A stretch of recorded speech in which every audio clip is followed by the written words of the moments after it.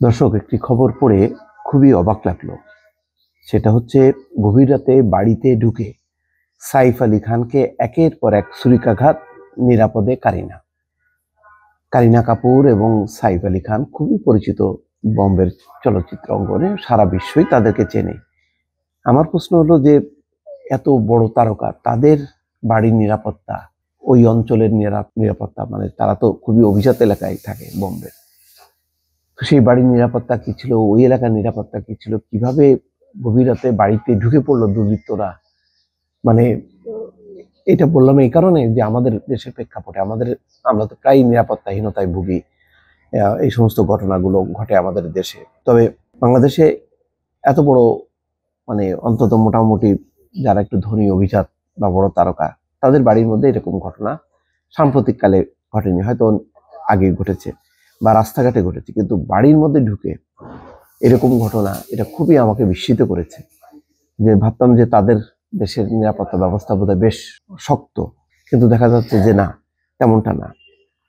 এখানে যে খবরটা এসছে তাতে বলা হচ্ছে যে বলিউড অভিনেতা সাইফ আলী খানের উপর হামলা হয়েছে। গভীর রাতে বাড়িতে ঢুকে এই অভিনেতাকে ছুরিকাঘাত করেছে দুর্বৃত্তরা।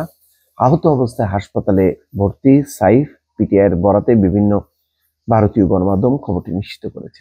বলা হচ্ছে, বুধবার মধ্যরাতে সাইফের বান্দ্রা খুবই, এখানে অনেক তারকারা বসবাস করে এবং খুবই একটি অভিজাত এলাকা। বান্দ্রার বাড়িতে একদল দুর্বৃত্ত ঢুকে পড়ে। সে সময় বাড়ির সবাই ঘুমাচ্ছিল। দুর্বৃত্তরা একাধিকবার সাইফকে ছুরি দিয়ে আঘাত করে পালিয়ে যায়।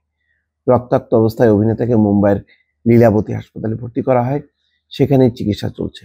মুম্বাইয়ের বান্দ্রা ওয়েস্টে স্ত্রী কারিনা কাপুর খান, দুই ছেলে তৈমুর এবং জাহারিকে নিয়ে থাকেন সাইফ। মুম্বাই পুলিশ জানিয়েছে, গতকাল দিবাগত রাত 2:30টার দিকে এই ঘটনা ঘটেছে। অজ্ঞাত পরিচয়ে এক বা একাধিক ব্যক্তি ঘরে ঢুকে অভিনেতার গৃহকর্মীদের হুমকি দেয়। এই সময় সাইফ সেখানে গেলে তার উপর হামলা হয়। এটা চুরি, ডাকাতি, নাকি সাইফ আলী খানকে লক্ষ্য করে এই হামলা চালানো হলো, সেটাও পরিষ্কার না।